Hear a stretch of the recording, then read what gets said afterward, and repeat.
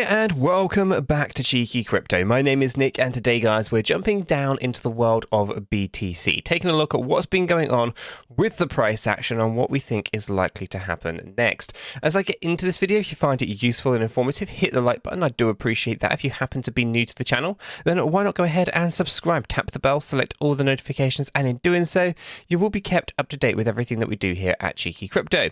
And if you haven't yet joined us in Discord, the link's in the description down below. It's a fantastic community talking crypto 24/7. It's completely free and I don't think you'll be disappointed by what you find down there, so why not go ahead and check that out. Okay, let's take a look at what's been going on here with BTC. So we've seen a pretty interesting move in the last 24 hours to the downside. This isn't anything as unexpected. We've been talking about it for a while. The price of Bitcoin has now gone down lower than $20,000, which may not be welcomed by many of the people in the space, as we'll probably end up having to go through the comment section and reply to a few people who thought this was just simply not going to happen. So, you know, we have seen Bitcoin lose that 20k level of support and it's moved on down quite a bit. We actually came down to just above this 19,250. Now, why is this area important? Well, this particular area is important because we have this area of previous resistance turn to support just here. Okay, so we can see that this is a key area for us, and right now we're just hovering above this zone. Losing this particular area could actually take us down further, so we want to be a little bit cautious at times. Now, what does this look like? Well, this particular move is very impulsive in the way that it moved down. Okay, it moved down very rapidly, and this is something that we would often refer to as an impulsive structure. With that being said, there is a few things here that we probably need to also kind of be aware of. One, this looks like a wave 3, which means we have to have a wave 4 and a wave 5 to come down. So let me just show you what this looks like. Okay, so up this end here, we kind of go 1, 2, we come down. I think it's about here. It's got to be, this is actually quite a tough one to read. I think right here. 4 and 5 like this. Alternatively, it is here like that. Oh, that's bad. Let me actually just delete that and start that again.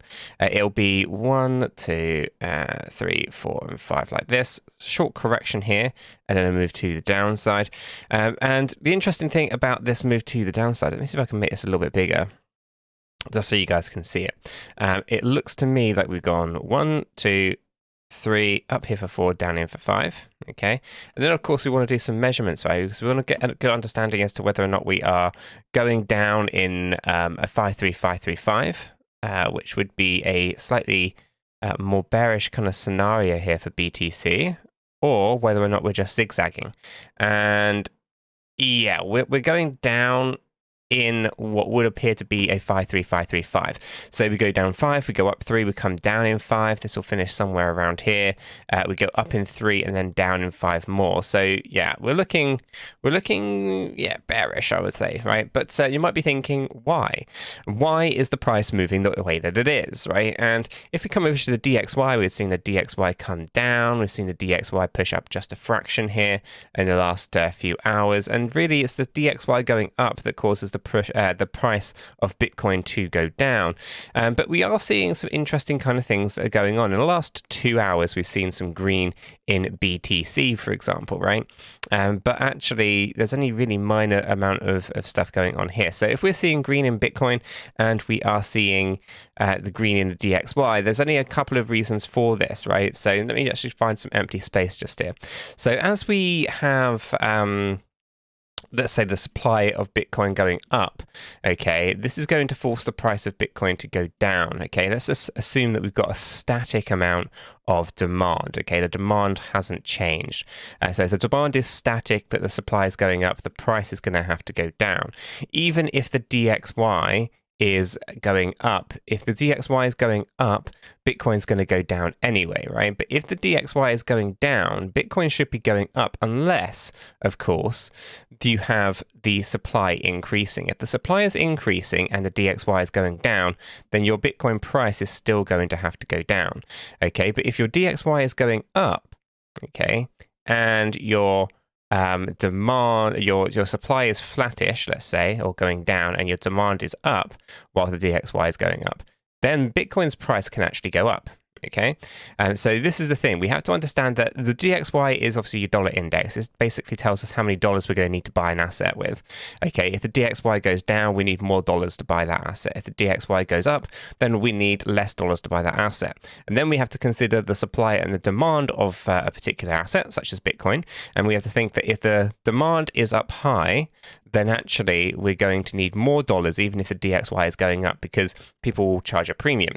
And if the supply is going up and the demand is going down, then we're going to basically see the price of Bitcoin go down quite rapidly, even more so if the DXY is going up. More dollars are going to be more dollars would normally be required to kind of, or less dollars would be required, I should say. But as the price comes down of Bitcoin, as the demand and supply are altered, the price of Bitcoin is going to go down quite a bit, and it's going to go down quite rapidly. So we have to consider there's a lot of different variables when it comes to the price action of BTC, right? And the DXY is one interesting variable. As this DXY goes up, which is expected, as you can see on these timeframes here, then we should also be expecting a lot of volatility within the price action of BTC, specifically to the downside. Now, this gets obviously overcomplicated when we start thinking about the supply and the demand. And if we come into our inflows and our outflows, we did see a significant amount of Bitcoin get loaded onto the exchanges yesterday. We saw so much Bitcoin get loaded onto to the exchanges, it flooded the system, dragging the price of Bitcoin down lower. So here we can see that we had a couple of issues. One, the supply increased, right, whilst the demand was... Well, actually, the demand wasn't too bad. It was pretty much in line, but, it was still outpaced by the supply. So there was more supply than there was demand. The DXY was essentially pushing up, and this is a catalyst for pushing price down. So what we ended up with yesterday was 73,000 BTC going onto the exchanges, 68,000 BTC coming off the exchanges. Now, if we come and take a look where the money was coming in to buy it all up, retail money was coming in to buy it all up. So what do we see here? Well, we can see that we had the shrimps, sharp uptake. Basically, these one Bitcoiners, they were taking advantage of the dip, if you will, right? So there's a dip in the price, and these guys wanted to buy it. Same with the dolphins, right? Again, these high net worth individuals, they saw a dip in the price and they wanted to take advantage of it, and they have accumulated a fair amount. So if we take a look at this, we have 150,703 up to 151,250. Likewise with these shrimps, we go from a 910,118 up to 912,523. So retail money has been flowing into BTC. And as we come over into the whale counts, we can see that sharks also did this. This is the 100 Bitcoin or more. They go from 15,777 up to 15,838. But where did the Bitcoin come from? There's always a buyer and there's always a seller. Who was selling the Bitcoin that the retail money and the traders were buying? Well, it was coming from your wealthy individuals, your whales and your Kraken-sized wallets. These are the 1,000 Bitcoin or the 10,000 Bitcoin-sized wallets. And you can see there's a huge decrease here with our whales, right? They're coming right down. We're actually at pretty significant low levels here at 2,107 on the whale count. Okay, and we can also see that the Kraken was up there at 119 and is now come down to 117. So we had a fair amount of Bitcoin coming out of these guys' wallets, flooding the system, and the sharks and the dolphins and the shrimps, they were buying it up. Okay, so we should be aware that actually the only real money that's flowed in here in any kind of way to soak up the kind of the supply has come from retail, with a dash of some traders. But when it comes to the institutional players, the billionaires, the multimillionaires, they're not really backing it. They've actually been looking at this as good liquidity to exit on. Okay, so they sold their Bitcoin to the retailers. That's how we have to kind of look at it. So when we reflect on this, we know that we're in a downtrend here. And we spoke about this quite a few times, but we're in a downtrend on this hourly chart according to Elliott wave theory. We're in a fourth wave movement and we've still got to move down. The DXY is primed for more moves to the upside, meaning that we're going to continue this move to the downside. And therefore, we should be really, really cautious. If I come up into our daily chart here, Let's bring this down. We can see that we're still targeting new lower lows. That hasn't changed. If I throw on the EMAs, we spoke about this yesterday, we're below. So we tested the 100 EMA, we get rejected from it, depending on how you want to look at it, right? The 200 EMA, we're nowhere near it. So we're well below these two EMAs. Now, these two EMAs are considered trend filters, as in we're trending down when we're below and we're trending above when we're trending upwards if we're above these levels, right? So taking a look at it, and we're looking at this, and we're below it, we're trending down, we're getting rejected from here. This is bearish, this is not bullish, yet all the retailers believe that the bottom is in and are accumulating these dips. The other thing that I want to kind of just stress out here a little bit, I know I had this triangular wedge that we kind of broke out from. Again, you can draw trend lines in so many different ways. It's one of those, right? But you have to be a little bit cautious with it. Now, I could go ahead and draw it like this and just ignore all of the wicks, but I don't like that personally. I like to kind of draw my trend lines where the wicks actually went, okay, because the price action did go there.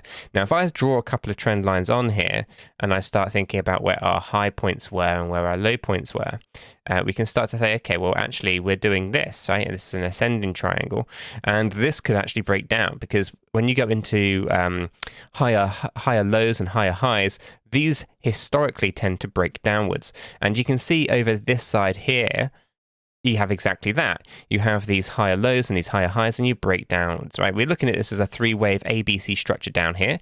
And even if we do a sub-wave count of our C wave, we're going one wave down, we come up in a wave, which would be about here, and we come down in a wave, right? So we're still looking at three waves, and we're not looking at anything more than that. It does look like we are coming down, and we're coming down towards my demand zone, which I have down here at 16,300 to 16,700.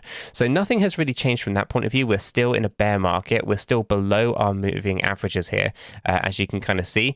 We broke down, we tested, we lost it. We tested, we lost it. We tested, we lost it. We tried to break out. This is actually a really interesting time at 48k Bitcoin, but the whales were dumping here, and you can see we tested here. This was actually positive. We were looking at this as a potential positive move, but then we broke it, tested, got rejected, tested, got rejected, and we're down. Okay, so just bear in mind that looking at these and when these rejections come in, they are pretty telling. Now, if I do come back to my report here and I come over and show you what the whales were doing in 2022, you can see that there was this huge uptick here from late February up to March. This is basically 32,000 Bitcoin, $32,000 Bitcoin up to $48,000 Bitcoin, right? You can see they had this uptick and then they dragged the market down, right? So if I come back to where we were talking about that's this one here, the $32,000 Bitcoin here, up to the $48,000 Bitcoin here. So we just bear in mind that this scenario here, when we actually were testing this particular area on the chart, this happens to also be the exact moment that these guys are dumping on the market, bringing and dragging the market down lower. Okay, so just bear in mind that, until the big money is actually willing to back Bitcoin, I can't be overly bullish on this thing. Now, there's some short-term bullish movements. We've seen these. But essentially, it does look like we have to break on down much, much further. So it's one of those. I'm going to go through those comments. I'm going to comment back to and write back to all the people who were calling me names, saying that we couldn't go back down lower than $20,000, and just have a little bit of I don't know how to articulate it. Bit of fun there, maybe. But with that being said, guys, I'm going to wrap this video up. If you found it useful and informative, hit the like button. I do appreciate that. If you happen to be new to the channel, then do go ahead and subscribe, tap the bell, select all the notifications, and in doing so, you will be kept up to date with absolutely everything that we do here at Cheeky Crypto. And with all that said, done, and out of the way, I hope everyone has a fantastic day, and I'll catch you all in the next one.